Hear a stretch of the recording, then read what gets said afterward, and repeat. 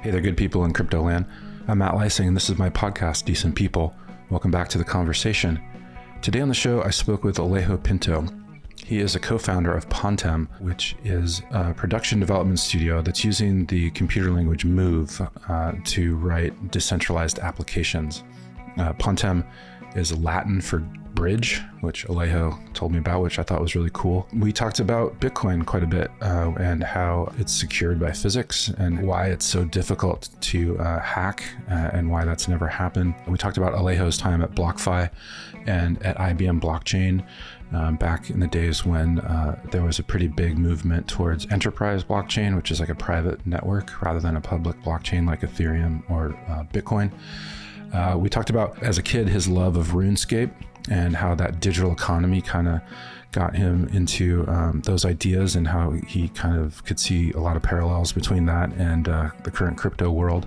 Yeah, Pontem looks like it's really building out a future where you can use different computer languages like Rust or Move to create decentralized applications that can then run on Ethereum. So they're kind of opening up the world there. So if you're a developer and you aren't using Solidity, you can still build something that could run on the Ethereum ecosystem. It was a great conversation. I really enjoyed it, and I hope you do too. Thanks. Hey, Leo, how you doing? Doing great. Thank you for having me. Yeah, it's great to have you here, and thanks for coming on the show to tell us all about Pontem and what you guys are working on. Before we get into that stuff, I thought, kind of talking about the headlines of the day. We're recording this on March 22nd, and the Dencun ETH upgrade just went live last week. Can you tell us a little bit about that and like what the point was and how it's going so far? Yeah, definitely. So the Dencun upgrade did a little bit of housekeeping and opcodes, but the most important thing was lowering the gas costs, and there was a big celebration across the Optimism ecosystem, which was able to upgrade their infrastructure to support this. So we saw Base and OP mainnet hitting transactions that were around the same cost as Solana or Aptos, which is pretty incredible given that it's Ethereum L2s. And really, I think that just points to the direction that scalability for Ethereum is going as more L2s start to distribute the bandwidth across Ethereum and we figure out how to better connect them. The scalability for Ethereum, I think, will come, and we're starting to see the first insights into that. And some of these were like, it's now like 0.04 cent, right, per transaction, whereas before it was maybe like 40 cents per transaction. That's kind of what we're seeing? Yeah, so orders of magnitude better.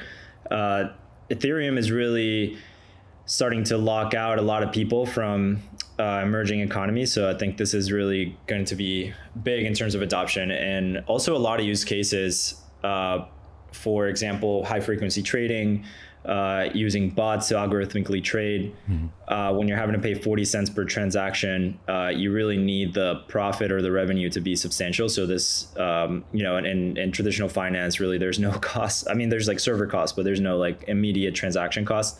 So I think this is also why we're seeing Solana overtake Ethereum in trading volume. So recently, all major exchanges, Orca, Radium, Jupiter, I guess, also has their own platform, overtook Uniswap. I think that was like very recent in trading volume. And I think that is partly due to partly due to speculation on meme coins and governance tokens there. You could argue that's also on Ethereum. So I think a part of the reason on the trading volume is also the low fees. I mean, you could argue a lot of it, might not be like real trading volume, but at least, these algorithms are trading, and the spam protection for gas is definitely there. So yeah, it's really interesting to see how these low gas transactions are going to impact Ethereum now that they're more available. Yeah, I'm waiting to see that too. And basically what they did was they sort of took data out of the equation, right? That's what was causing high transaction costs, and they are putting data in a separate, it's like called a blob, I think. And then, so you don't, is it that you don't have to transmit as much data, so the cost is lower, but it's still there for use? Is that sort of like what the solution that they came up with? I believe so. So I'm not an engineer, so don't want to completely botch it, but to my understanding, you only need a small amount of data, then you're able to then extract the full amount. So you're able to have less information. That means less, bytes of information going into the blockchain. Yeah, it's like less block space, right? Exactly. Yeah, to validate the amount of information. It doesn't cost as much. Yeah. Yeah. So really big. This upgrade essentially enables like in traditional databases called sharding, where like you don't need to hold the entire database. You only need a small portion of it to then validate that you do have the entirety of what's there. So yeah, it's huge. The L2s are the major beneficiaries of it. So really great to see it, coming to light. Yeah, and it's cool. I mean, it's another tech upgrade that the Ethereum community pulled off pretty seamlessly. I mean, obviously the merge was a huge one in 2022 when they changed to proof of stake. Now there's Dencun. Obviously others are in the pipeline. It seems weird to me. I don't feel like Ethereum, maybe Ether as a price for a coin, gets enough love for like what they do. Am I thinking about that too simply, or how do you think about that? Yeah, I mean, price actions is interesting. I think sometimes it's entirely separated or dissociated from actual fundamentals. Like you see, coins essentially go up in price that no specific news or no specific thing that you can point to is driving that. Well, it's like meme coins in general, right? Isn't that just like they don't have a use? Yeah. I can go a little bit into why meme coins. So it's definitely controversial, but I do think there is some value there. But yeah, I mean, I think what the market is probably anticipating or trying to price is the upcoming ETF for Ethereum. We saw that with Bitcoin initially, it was almost like a sell the news event where there was a dip, but the supply constraint, which is very real, especially after all the creditors that were doing rehypothecation of Bitcoin, like BlockFi and FTX and all these, were essentially wiped out. So there is like a real supply crunch on the exchanges, on the OTC desk for Bitcoin, and we are seeing increased demand of these net inflows into the ETFs. Not just BlackRock, but all of them. Yeah. So I think that's what's driving the price of Bitcoin up. I think Ethereum will probably get a similar inflow, and the supply crunch will start to hit. What do you make of the news, that the SEC might be looking at Ethereum again based on its change to proof of stake? There's some articles in Forbes and CoinDesk this week about subpoenas that have gone out and questions. They're questioning companies who have worked with the Ethereum Foundation and maybe the Ethereum Foundation itself, just about like, is Ether now a security? Because I think my reading is because you're staking it and you're earning a yield on that. So the SEC might be like, well, that sounds kind of like a bond, or something. What's your take on that? Yeah, I mean, to be honest, I haven't looked too deeply into the reasons why they're speculating why they might be investigating. At the end of the day, I think what's most important, whether something passes the Howey test or not, is the decentralization component. So in terms of utility, staking is very important because it is literally the security guarantee for producing blocks into the future. So whether it's generating yields or not, I guess I'm not a securities lawyer, so I can't. Well, I definitely am a securities lawyer. Yeah, just but kidding, I mean, of course. the problem with classifying these things as securities is that it limits the utility of them. For example, if I'm not a securities lawyer, but as I understand, you can only trade securities on certain types of exchanges. Yeah, it has to be SEC regulated. Yeah, so it pretty much like kills a lot of DeFi, which is meant to be permissionless. It kills the ability for smart contracts potentially to do things like restaking, for example, like EigenLayer to provide security to other externally validated services. So is the question then, if all these things don't have a license, then you can't, technically US citizens can't do it. That's like a question. Again, I'm not a lawyer, so I can't answer, but I think they're going to have a hard time going up against Ethereum. If they really do take it to court, they're struggling with XRP. I think XRP is way more centralized and has a better argument towards it being a security. Whereas Ethereum, like the Ethereum Foundation really doesn't even control Ethereum at all. Even you could argue Vitalik himself doesn't even have much influence. Most of his EIPs get rejected. So Vitalik must be like, God damn it, you guys! I invented this thing. You're not even listening to me anymore. yeah.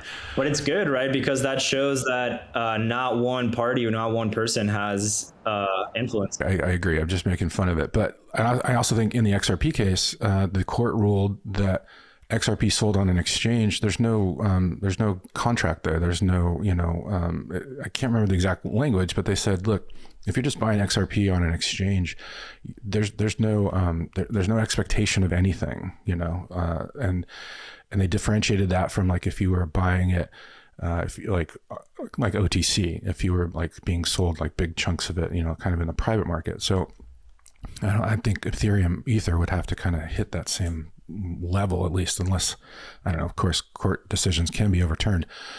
But yeah, I just, I don't think it's going to get, I'm pretty optimistic about it. But it is just another wrinkle, it's just something like this every week. So correct. Maybe someone's trying to push the price down so they can buy up ETH before the ETF goes live. Well, it's weird. I looked at that, and on the day of this news, ETH went up 10%. So, it's kind of like the market just shrugged it off. And so, who knows? But let's, tell me a little bit about yourself. Where am I talking to you from today? I'm based out of South Florida. Okay. Is that where you grew up? Yeah. What were you like as a kid? Were you into computers and video games and all that stuff? Or were you at the beach surfing, or what was it like? I was playing a lot of RuneScape. I don't know if you remember that game, but RuneScape is like MMORPG. And I think this is what primed me to get into crypto, because there was a whole economy in that game. I remember literally playing for hours, maybe even 10 hours a day, essentially being an intermediary between people that were fishing lobsters, people that were cooking lobsters, people that were selling lobsters to make a profit, and eventually was able to get enough money to buy in the game what's called a Halloween mask. And a Halloween mask is kind of like an NFT because it's a finite supply item in the game. And it's transferable. There's only a few from like the first version. They did like they did an item drop of party hats, Halloween mask, Christmas hats, Santa hats, and these were all transferable. But then any holiday drop afterwards were not. So these became very valuable in the game. So it became almost like a prized possession to get. And for whatever reason, I was just dead set on getting it. And, the game, you can like fight players, you can, kill dragons. But what I focused on was just making money to get that Halloween mask. And you were flipping lobsters, basically. Exactly. Yeah. Flipping lobsters to get the mask. Yeah. Did it even occur to you back then that you couldn't take that with you if you were outside of the RuneScape ecosystem? Yeah. I mean, it's interesting because there actually were like black markets outside of the game where you could sell your account or you could sell access to, these things. And funny enough, this is what kind of like an early lesson in blockchain. One of the party hats, there was a bug in the game where someone was able to do an infinite mint. So then the price of the party hat just crashed, right? Because suddenly it wasn't rare. Exactly. Yeah. It just flooded the market with a bunch of hats and the markets collapsed. So yeah, I mean, that wouldn't be able to happen on the blockchain. Well, I guess it technically could, but you can't double spend or if you could and you don't have, you have a fixed supply, then you just have a fixed supply. So yeah, I mean, interestingly enough, early lessons in blockchain playing these games. And so it was the digital economy that you kind of draw the parallel to today? Yeah, exactly. I think the fundamental paradigm shift is that we can now transact value over the internet, whereas previously we had to go through intermediaries like banks and wire, like Western Union to send money across, and it literally takes forever, and there's so many gatekeepers extracting value. Whereas now I can send, you can send $1 or, an NFT or whatever to anyone in the world in a matter of seconds, which is incredible.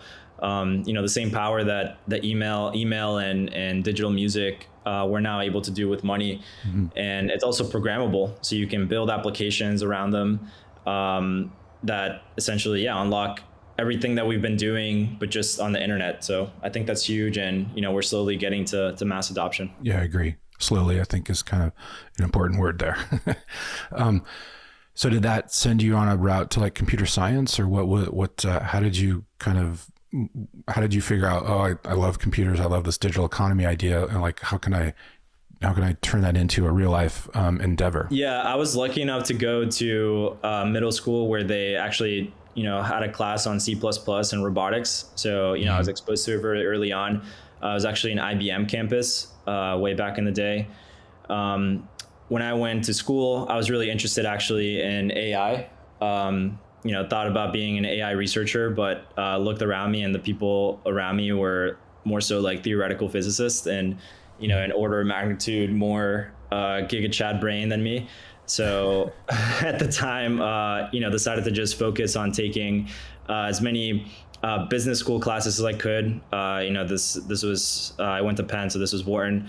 So, just took a bunch of classes. A lot of them were like MBA classes. Honestly, a lot of them are kind of like BS, for lack of a better term, like learning how to negotiate and whatnot.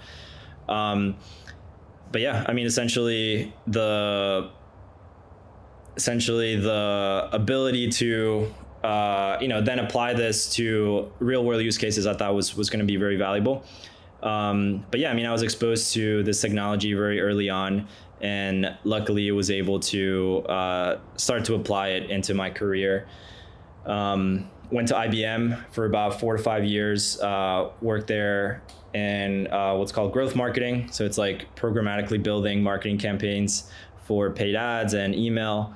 And then was able to, this was at headquarters, so got to see how it applied to thousands of marketers at IBM. Was lucky enough to report up to the SVP of performance marketing, which was under the CMO. So really learned a lot of how, Fortune 500 operates at a very large scale, and then was able to apply it, those skills that I learned specifically to market blockchain products on that IBM was selling. Throughout that whole time, I read a lot of white papers in my free time. So, even though my major was technical or like somewhat engineering oriented, I didn't really, go into engineering or developments after school. But still very, very much interested in it. And what really drew me was, kind of tying it back around 2014. First learned about Bitcoin, brought it to one of my professors. It was a comp sci class. And he essentially said, look, the technology is like relatively simple. The cool part about this is that it's even working. You have these adversarial parties that are essentially coordinating to maintain the value of a thing that shouldn't be worth anything. And that game theory is enough. That game theory is in itself interesting enough that you should continue, following this thing. And, luckily set up automatic buys back then. And that was kind of like my first foray into Bitcoin, and then kind of continue that on. The most interesting part about Bitcoin is just I think the values around it, the monetary theory of finite supply, the conservatism of building something that it will get to version 1 and then never again upgrade, and then kind of was able to, apply that at IBM, working on permission blockchain. Before we get into the IBM stuff, I wanted to ask you, I read, you said one time that Bitcoin is secured by physics. And I didn't, like, can you talk to me about that? What do you mean by saying that? We were talking earlier about the upgrade to proof of stake. Ethereum at some point was also proof of work. Proof of work essentially means that you're expending electricity. You're just randomly generating numbers until you hit the one number that's going to get you a block. And then that block has a reward. Those are the inflation or emission rewards for miners to expend their electricity, literally just mining random numbers to generate that amount of money to then take for themselves or split amongst the pool. So the security of the network is literally correlated to the electricity that's expended on the miners. These application-specific, the ASICs are essentially just meant to mine or generate random numbers. I mean, for Ethereum, it was GPUs. So the idea there is that at least Bitcoin should be worth as much as the electricity expended to secure the network, right? That should be at least like a base value. Exactly, yeah. In order to hack Bitcoin, you would need to, so first of all, you need to manufacture all these ASICs, which is in itself an expensive endeavor. So that there's physics there, because you need like literally huge manufacturing plants to get more to be a malicious miner, or buy up enough of these, right? And then two, you need to expend enough electricity to 51% attack the network. And then even then, you could only do it, so you need to maintain that amount of electricity for every block. And you need to do it for at least 6 blocks to even send a double spend or a fraudulent transaction. So what's called finality is more of like a social construct. Like everybody waits 6 blocks to say like, okay, this is final, because there could be block reorgs, or there could be 51% attacks. And Andreas Antonopoulos, definitely recommend listening to him and reading some of his early work.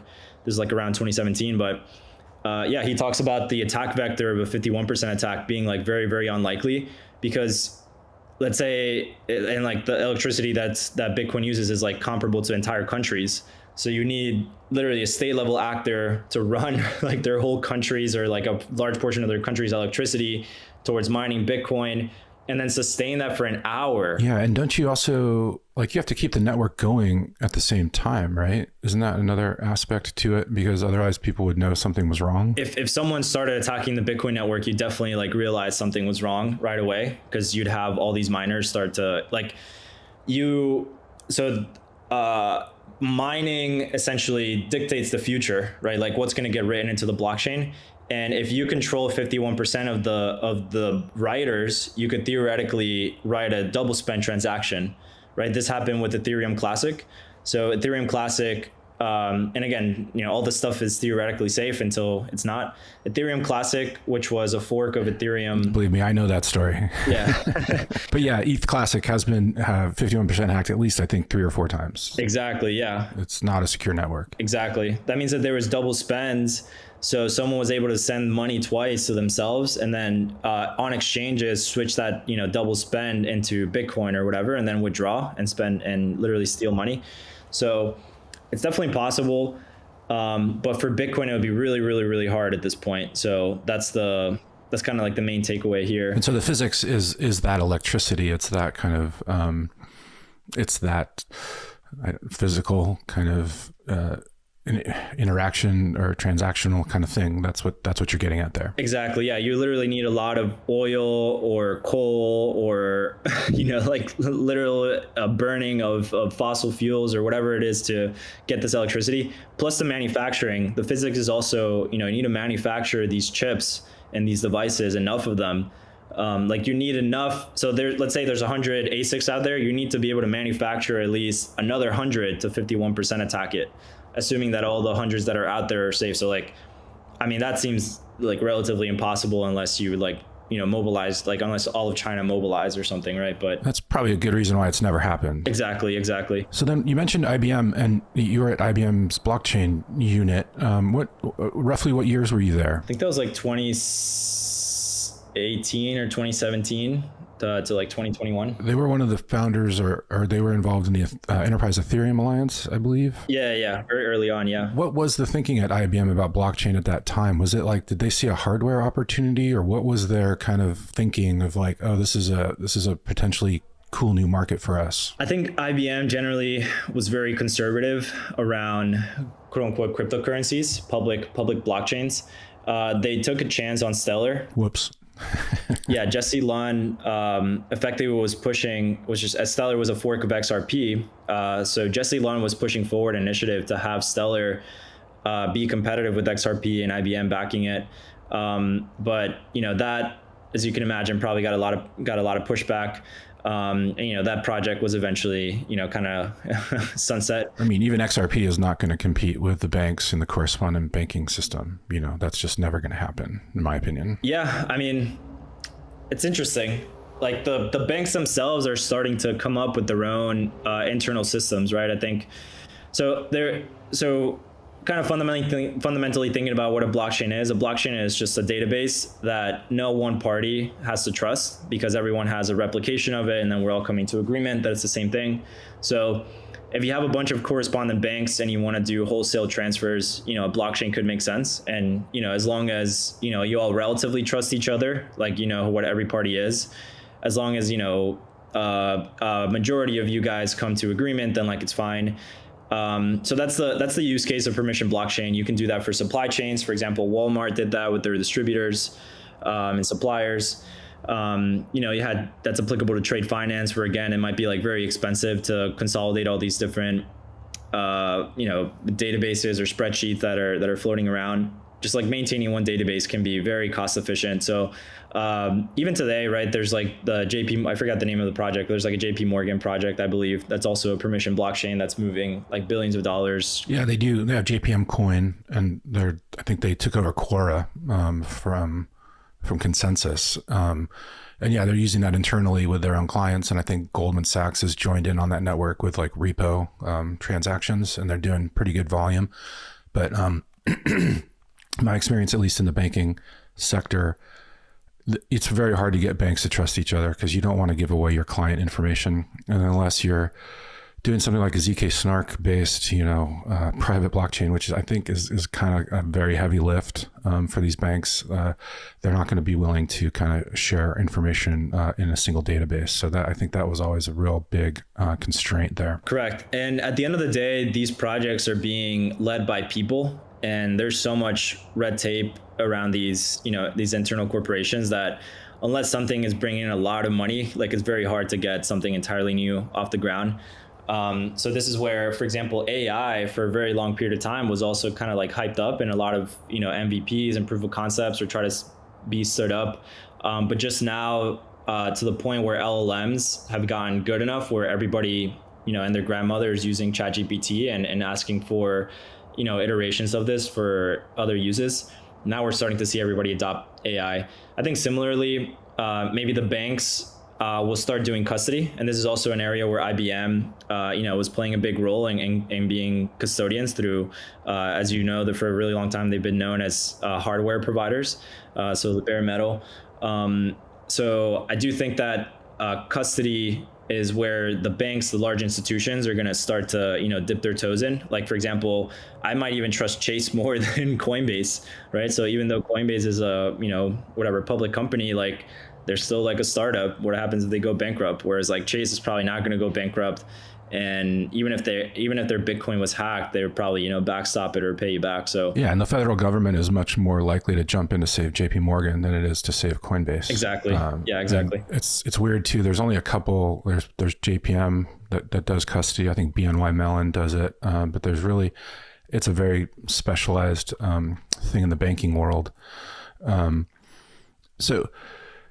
It's interesting. I remember I wrote a lot about enterprise blockchain, and I kind of thought that might be where like a breakthrough occurred, because I felt like if they could figure out like a way to become way more efficient, and that's the promise, right? Is the efficiency, and you could save a ton of money in a blockchain based trading environment between banks and their customers, because if the transactions are instantaneous, you don't have to set aside capital to kind of back those trades in case they go bad. And then that frees up that money to do something else, make a loan or to invest in something else.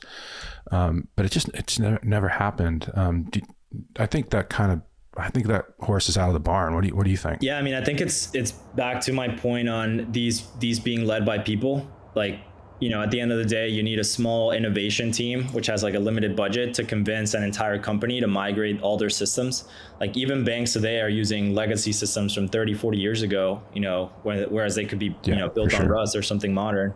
I remember seeing like a meme about like a very esoteric language that paid like $500,000 to like. Was it COBOL? Yeah, something. Yeah, exactly. Yeah. Yeah, COBOL. I think that's like from the 70s. And yeah, I think there's like literally a handful of people who still know how to do that. Exactly. And like, why? Because doing a migration is so freaking hard. Like all these systems are so embedded.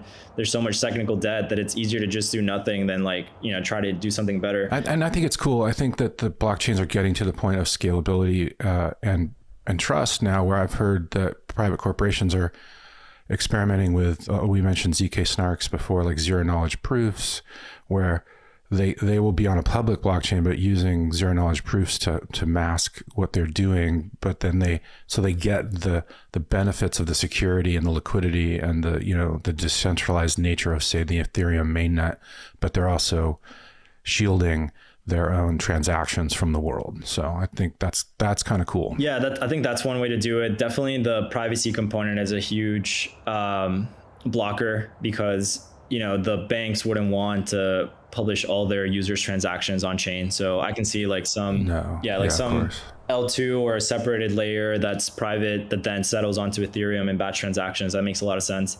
The other thing I'll say, which I think why permission blockchains never took off, it's a system of intranets. So an intranet is like these internal systems within companies. I'm sure you're familiar. Whereas like the public blockchain is just the internet. Anybody can plug in, anybody can publish anything. Whereas the intranet, you need a permission from some admin still, or some group of admins to let you do stuff. Not just anyone can come and build. And Andreas Antonopoulos, again, I'll continue kind of like sharing some of his ideas. But he referred to Bitcoin as a sewer rat. It's literally unstoppable because you just throw all these diseases. It's just running around in the wild. And it's like very hard to kill.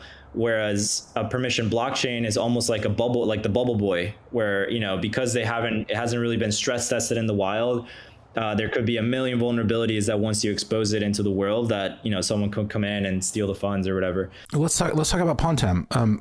So first of all, I'm curious about the name. Where did you guys come up with the name? Pontem is Latin for bridge. Ah, cool. To be honest, I came in after they picked the name, but I can kind of like backtrack onto what it could mean. So I'm going to just say Pontem, there's a lot of different layers here, but the high level Pontem is a product development studio.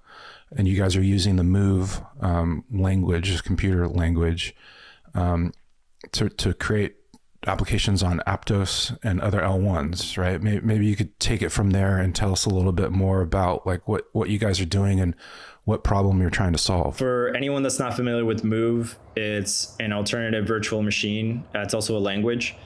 It was developed at Meta by the Facebook Meta for the Libra, which later became the Diem project. So many rebrands in Meta at Facebook. Yeah. But essentially, it was purpose-built for blockchains and designed after Rust. So Rust is a very quickly growing language, especially for low-level applications that run close to the hardware, the computer. So for cell phones, for servers, you want to build stuff with Rust. It's quickly replacing C as one of the most popular languages. There's a lot of benefits to Rust. It's static type, so more specifically what the code is going to execute or output. So it doesn't have to be compiled. Is that the difference there? You still have to compile it. Move. What's cool about Move is that it has a lot of built-in native features that you'd otherwise have to pull in third-party libraries for Ethereum. So, for example, you can do formal verification natively in the virtual machine. So this proves again that the inputs that you're putting into the code are going to output exactly what you're expecting it to output. Again, you can do this on Ethereum, but you're having to trust a third-party library, which potentially could be supply chain attacked, for example. So Solidity is the language that Ethereum is written in, and is Move is the language that this alternate virtual machine is written in. Correct. Yeah, Move is the language for the Move virtual machine, and people might be familiar with Rust from Solana. So the Solana VM is you build smart contracts with Rust, and Move is kind of like the best of Solidity and the best of Rust. So people describe building with Rust and Solana like chewing glass. It's very difficult. It's not intuitive at all. The code is not intuitive, and it's because it's meant for these low-level applications. Whereas for smart contracts, you want to build business logic, like change this asset for this asset, deposit this asset and then take out this asset based on a limit. So that business logic is very hard to, you have a lot of flexibility on how you build it, but it's also very hard to understand. Whereas Solidity and Move look more like a TypeScript language, so more like JavaScript, and it's a lot more intuitive and expressive. It has more guardrails. But yeah, it's like the adoption curve for developers is a lot lower. So it's almost like the best of Rust and Solidity. You must have looked around and said, God, some of these, it's hard to use some of this stuff, right? And we want to make it easier. Was that kind of a quick way of saying what you guys are trying to do? So to be fair, the main draw for us was actually Facebook and Meta as a distribution channel.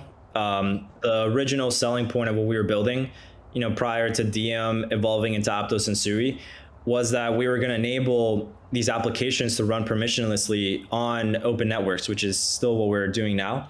So if you remember, Libra was first quote unquote permissionless, then it evolved into a permission network. So in order to launch applications on Diem, you're going to have to ask for permission, just like we were talking about IBM, right? So we thought this was going to be a huge distribution channel. Why not enable it for the permissionless environment, for the permissionless world to also, build a public internet version of Diem? So that was, that's what we started building. Obviously Diem ran into a lot of regulatory challenges, so it wasn't able to launch. What did you make of that? Did you guys see that coming? Like there was for people who don't know, I think it scared the shit out of a lot of people that Facebook was talking about having its own internal cryptocurrency, because how many active Facebook users are there? Like 3 billion? Yeah, 3 billion, yeah. In the world. And so governments from the US to the UK, and the EU, everybody just kind of came down like a ton of bricks on them, right? Yeah. And to be honest, I think it's fair. It's a huge central point of failure for the world economy. So the way, and I don't think the regulators had any issue with the blockchain. I think they had an issue with the stablecoin.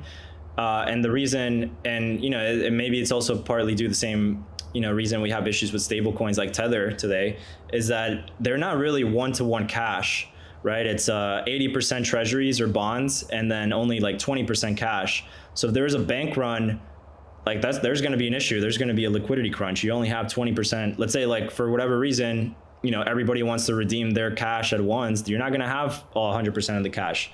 Yeah. So the regulators were scared because the original vision for Libra was a basket of all the world's currencies. So now you're pegging the US dollar, the euro, to a long tail of foreign assets that you need to trust these foreign governments to maintain the world, quote unquote, the world's currency.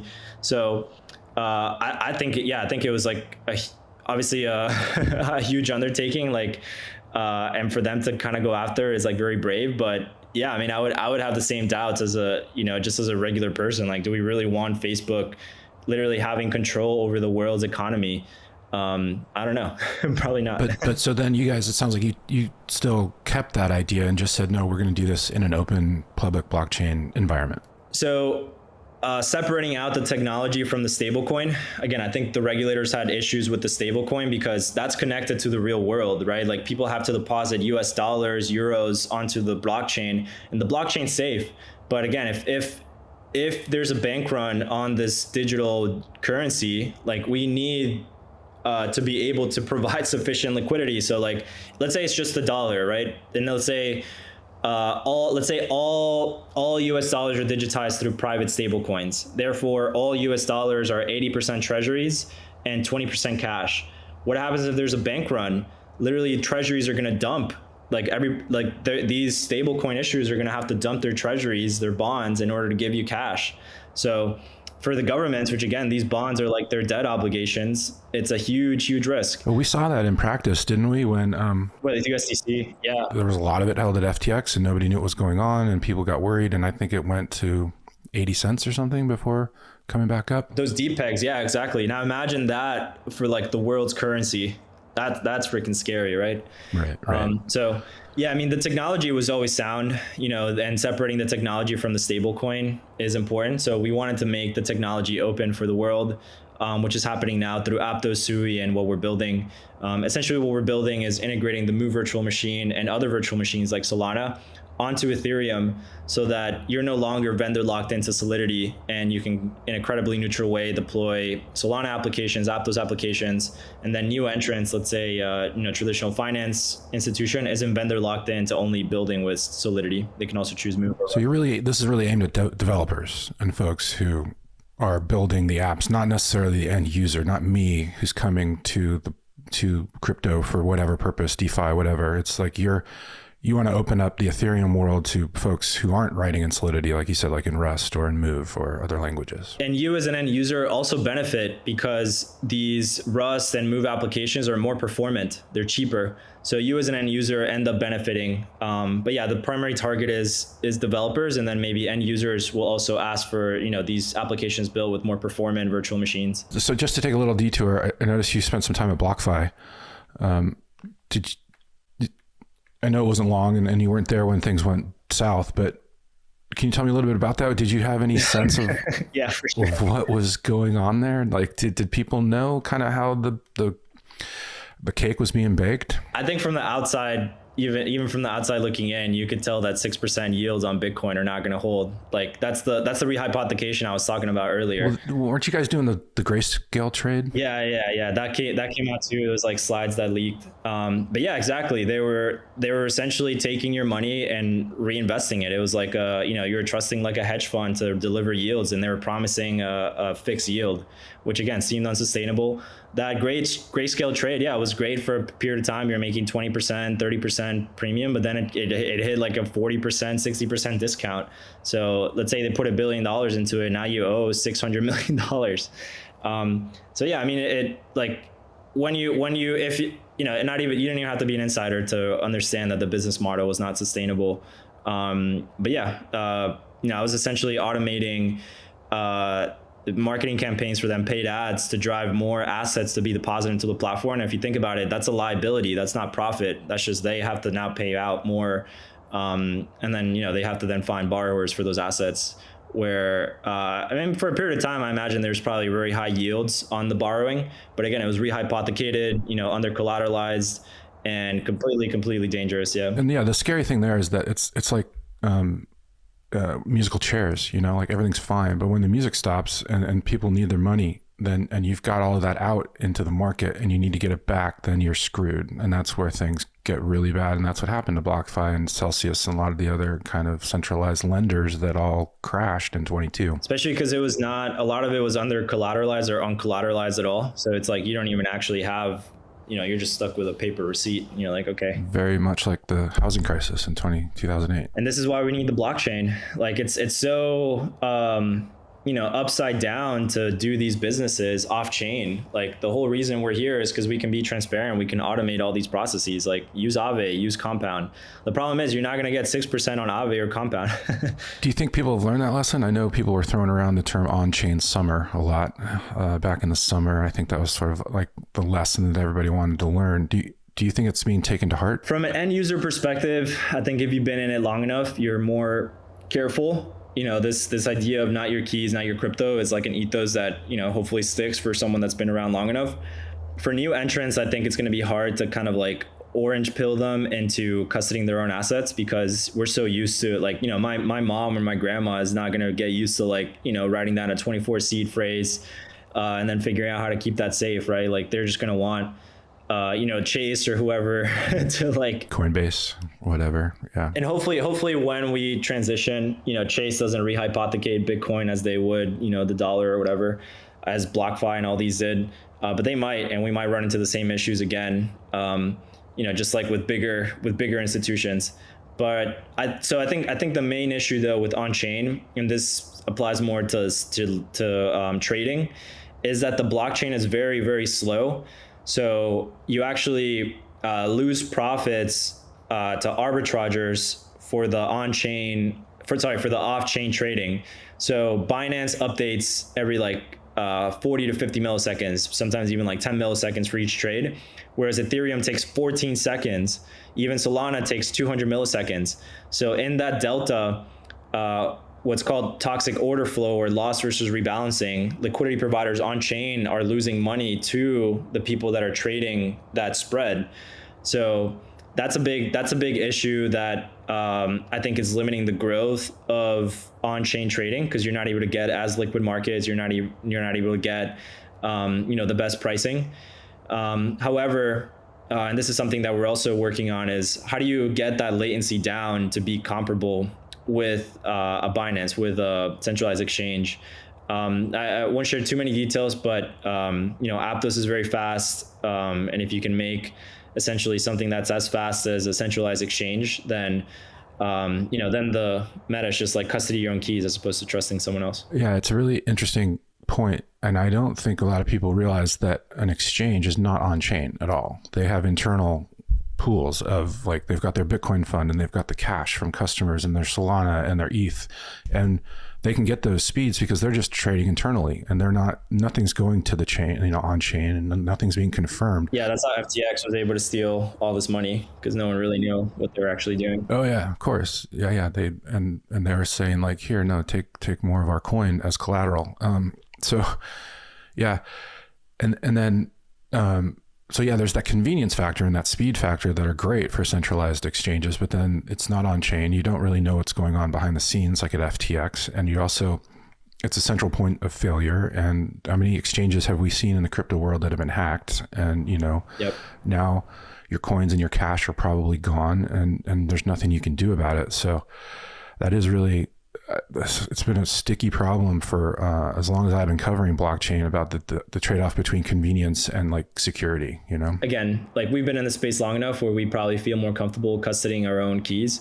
And I think it's just one of those things, right? Like, people got used to smartphones, people got used to cars, airplanes. So I think over time, we'll get used to the security form factor of a private key.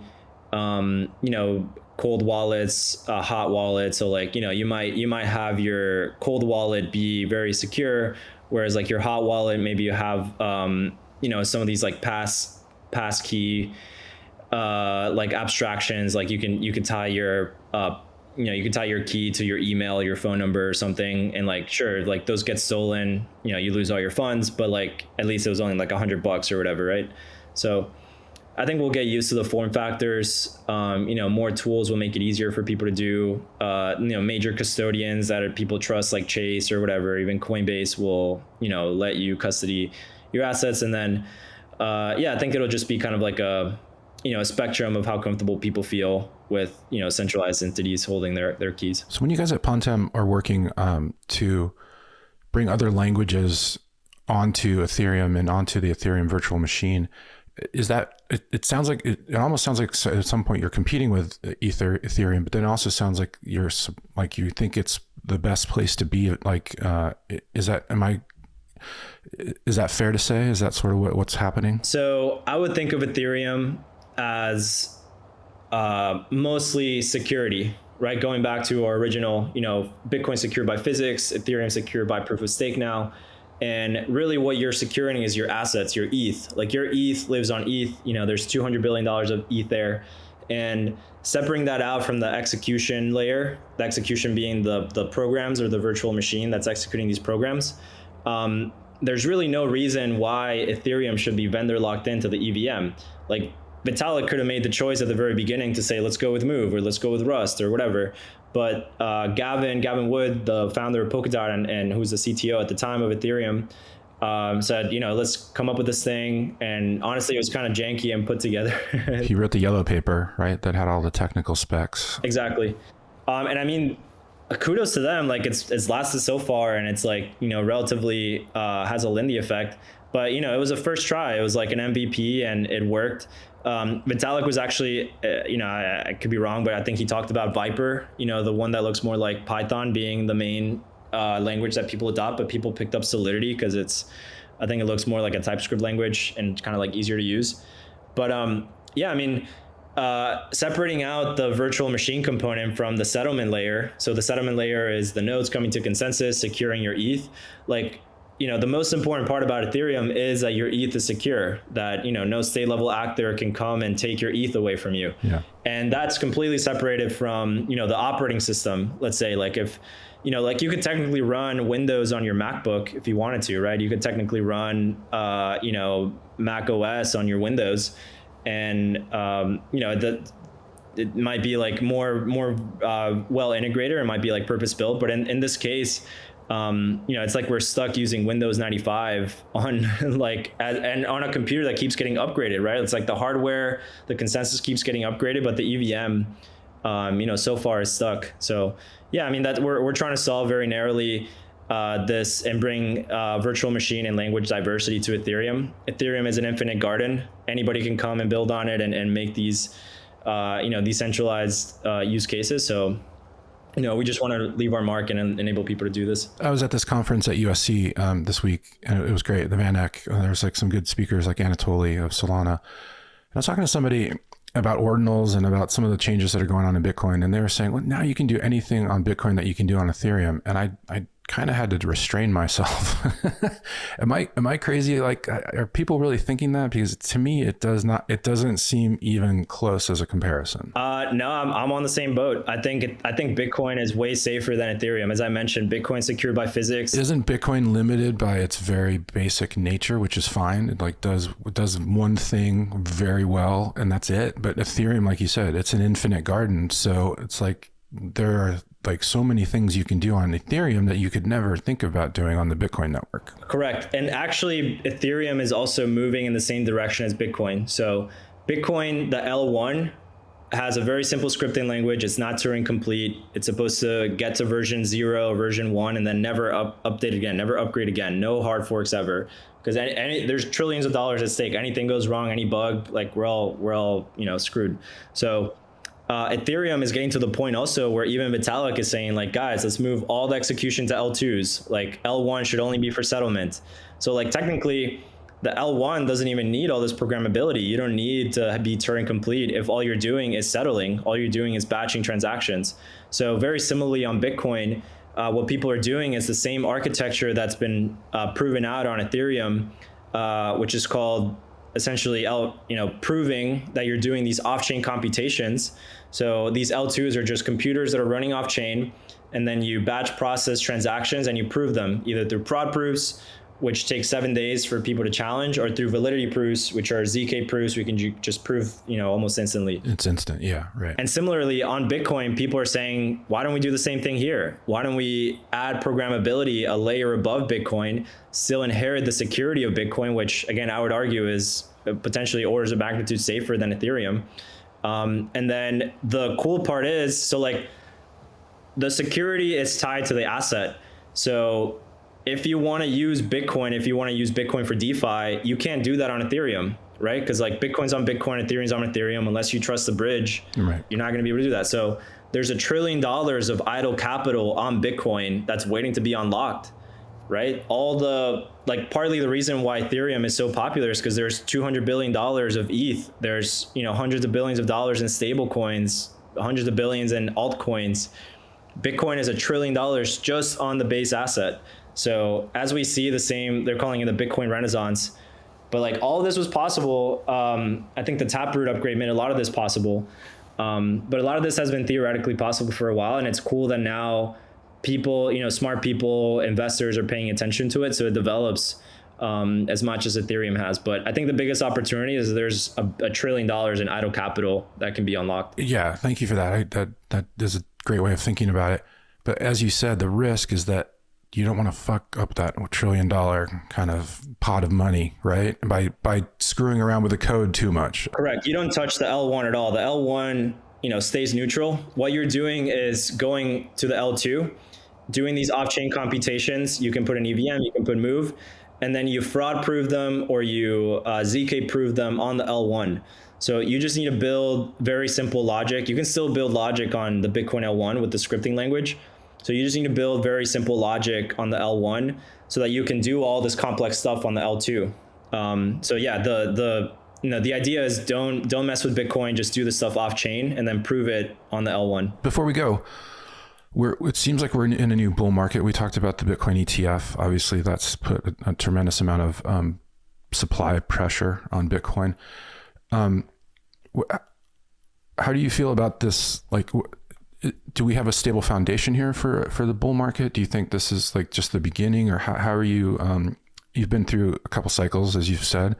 What are you thinking about this one, and how confident are you about, maybe how far it has to run, or what stage we're in, or just like what's your kind of taking the temperature of things right now? Yeah, it's really, to be honest, it's really hard to tell because even seeing on some of the projects that are getting funded, it's like kind of like this stuff seems a little bit too risky to be getting, hundreds of millions of dollars poured into it. Well, I mean, yeah, we just saw like Solana is doing airdrops, right?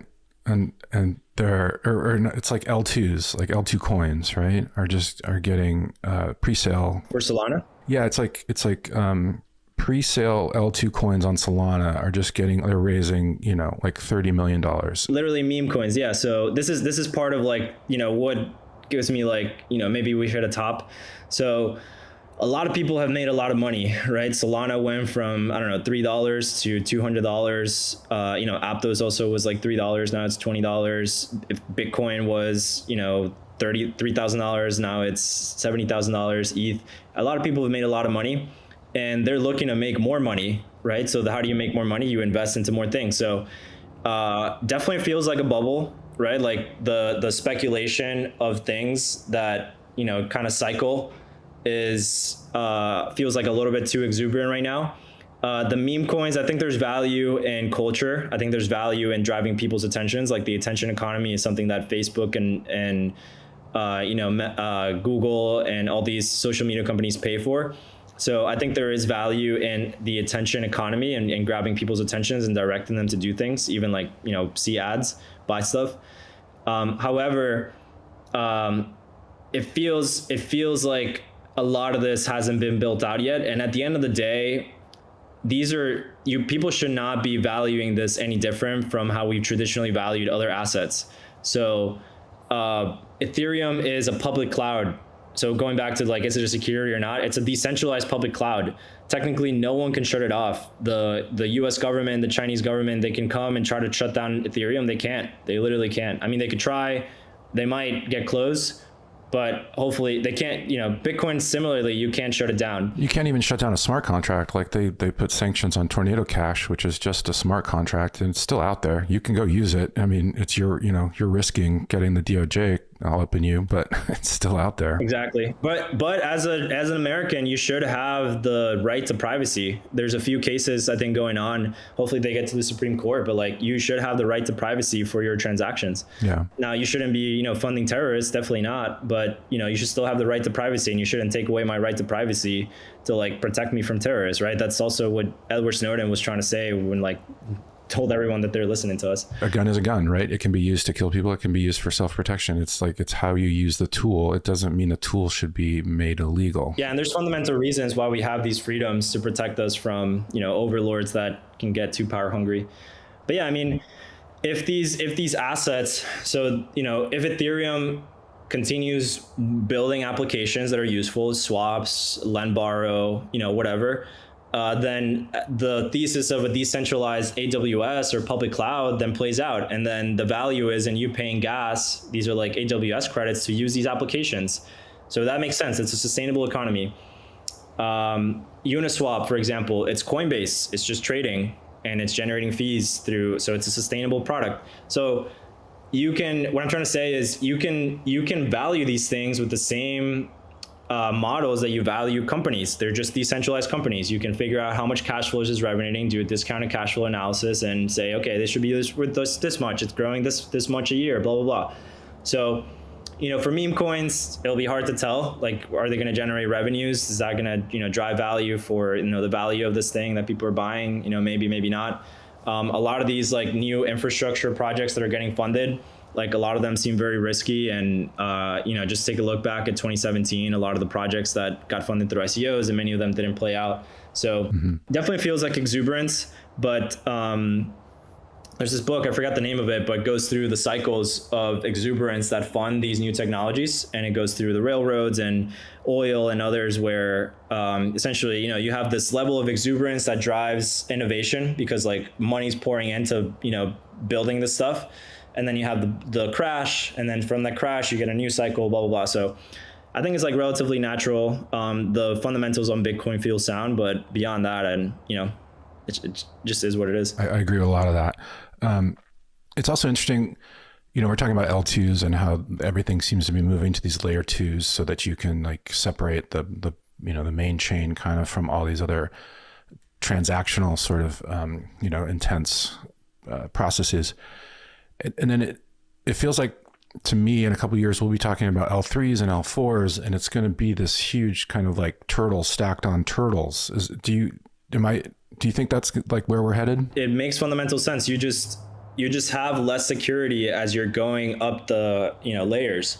So the L2, you have certain security assumptions. You need to trust the fraud proofs. You need to wait 7 days. Similarly, you could do that recursive scaling. And the reason you move up is because that layer gets full. So when the L1 gets full, you move to the L2. When the L2 gets full, you move to the L3. But the layer below is going to be safer, quote unquote safer. You're going to get finality relatively faster. But you can reach these soft confirmations. So when on Optimism or Arbitrum, you don't have finality until the 7-day period, technically. Like you can't withdraw your ETH out of Arbitrum or Optimism until that 7-day period goes through. But you have these soft confirmations when the transaction hits the sequencer. That's like almost instant, like a few seconds. But that could get reorged. There could be a hack, and you'd have to kind of like reorganize everything that happened between the period of the hack and when the challenge went through. So there's security assumptions as you go up, but so far it's worked out, and I think theoretically it should work up recursively. So even Base, I think you might have seen that Base recently was having issues. Like it even affected Coinbase withdrawals. Yeah, they were paused, right? Or they were slow. Correct. Yeah, exactly. So the L2s are getting full now, which that means you need to go to an L3 or an L4 or, L infinity. Well, that's also how we're back in a bear market, when Coinbase is just like, oh, sorry, we're down for a while. Yeah. Or maybe the bull, right? Because so many people are trying to use it. Well, yeah, that's what I meant. Yeah, that we're in a bull, for sure. Well, Alejo, this has been really fascinating. Thanks so much for all your time and your insights. Tell folks how they can learn more about Pontem or get involved, and how to get in touch with you or follow what you're doing. Yeah, definitely. So Pontem.network is our website. Lumio.io is a product we're building on Ethereum. People can reach out to me on Twitter. Sadoji Nakamoto. It's like a play on Satoshi. And yeah, feel free to reach out and follow us and track what we're doing. Yeah, man. Thanks a lot. Great luck. And I'll keep an eye on what you guys are doing. It's exciting stuff. That's it for this episode. Thanks for joining us. And make sure to subscribe and rate us at Spotify, Amazon Music, and Apple Podcasts, or wherever you get your podcasts. Decent People is a production of Decentral Media. It is produced by Curtis Fritsch, with music by Brian Duncan and Kareem Ives.